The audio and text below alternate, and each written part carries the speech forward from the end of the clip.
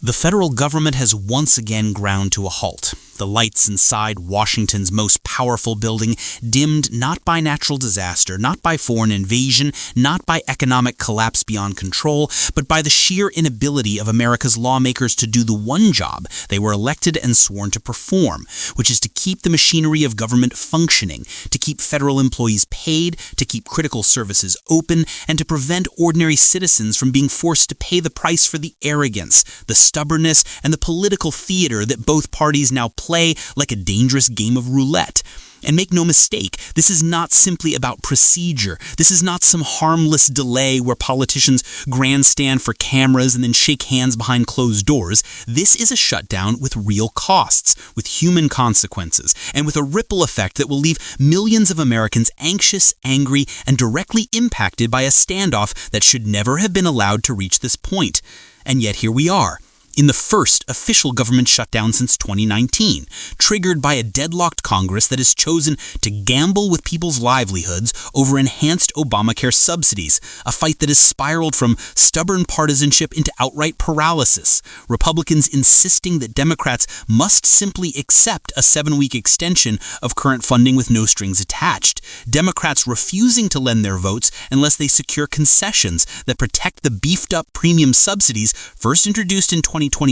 during the Biden administration's COVID relief package, subsidies that made Affordable Care Act coverage cheaper and more widely available, subsidies that brought a record 24 million signups for 2025, and subsidies that, if allowed to expire, would cause health premiums to skyrocket by 75% on average in 2026, according to nonpartisan health policy researchers, a figure so staggering that it represents not just a budgetary adjustment, but a crushing blow to millions of working-class and middle-class families already straining under economic pressure. Yet inside the Capitol, the focus is not on these families, but on blame, on positioning, on how to twist the narrative so that one party can accuse the other of causing the pain. Republicans pounding the table, saying Democrats are holding the government hostage over an ideological obsession. Democrats firing back that Republicans are refusing to negotiate in good faith and are weaponizing the funding lapse to shrink government permanently, as former President Trump and his budget office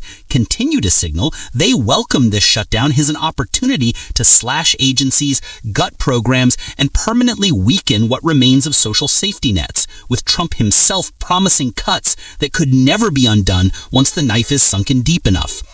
And so, senators left the Capitol on Tuesday night, walking away not with solutions, but with frustration, some exasperated, some defiant, some even gleeful, depending on the cameras in front of them. GOP Senator Josh Hawley admitting candidly that no one knows how it ends, that working people are being asked to pay a really high price while politicians maneuver, Democratic Senator Sheldon Whitehouse declaring flatly that a madman is in charge, warning that permanent damage could be inflicted on government itself if Trump is allowed to weaponize the shutdown further. And then there are the cracks, the fractures beginning to emerge inside the Democratic Party as senators like Catherine Cortez Masto of Nevada, Angus King of Maine, and John Fetterman of Pennsylvania broke ranks to side with the GOP bill, angering their colleagues and emboldening Republican leaders like John Thune, who now openly boast that more Democrats are unhappy with the strategy and might soon yield, while senior Democrats scramble to hold the line, with Chuck Schumer insisting that the American people will see Republicans as the villains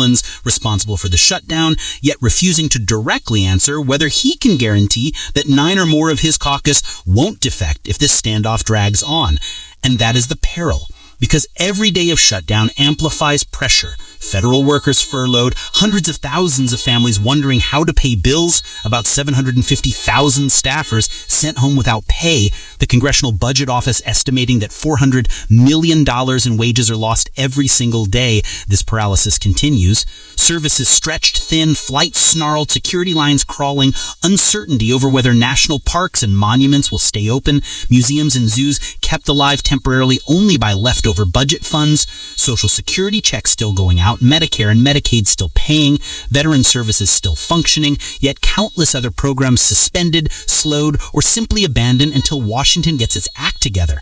And Americans, ordinary people, not politicians, not lobbyists, not think tanks, are the ones who feel the squeeze, with essential workers forced to labor without pay, with families living paycheck to paycheck, pushed into debt or despair, with communities bracing for disruptions in everything from unemployment benefits to state programs that rely on federal money. And yet inside the Senate chamber, the argument remains frozen on one cliff, the Obamacare subsidies cliff. Democrats insisting they cannot abandon millions of Americans to the cruelty of skyrocketing premiums, Republicans insisting they will not negotiate under the threat of shutdown, each side locked in a staring contest while the country around them suffers. And in this moment, what does leadership look like? Is it Schumer's pledge to hold the line, to keep hammering that Republicans are the ones dragging the country into darkness? Is it Thune's strategy to reintroduce the same bill day after day until Democrats break? Is it Murkowski's quiet suggestion that there's still room to talk about the subsidies, to recognize the looming cliff before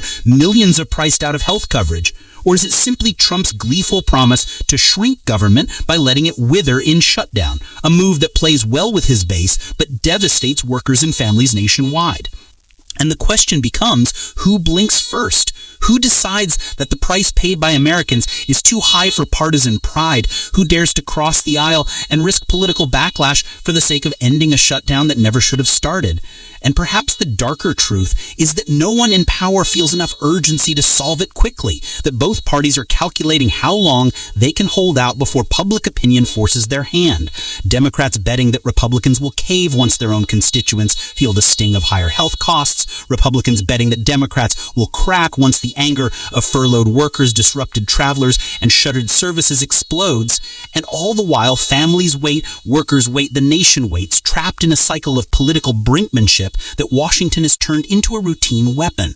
And the tragedy of this shutdown, like the ones before it, is that the consequences are not felt by the wealthy and the powerful, but by ordinary people who have no seat at the negotiating table, who cannot sway the votes in the Senate chamber, who simply watch the dysfunction unfold and wonder how the supposed greatest democracy in the world repeatedly chooses collapse over compromise, gridlock over governance, and self-preservation over public duty. And when future generations look back on this moment, on a shutdown triggered by a fight over healthcare subsidies, on a Congress that willingly inflicted chaos on its own people, on a government paralyzed by partisanship, they will not remember the speeches, the sound bites, or the finger pointing. They will remember the suffering, the lost wages, the rising premiums, the uncertainty, and the fear. And they will ask why no one in Washington was brave enough to put country before party when the lights went out.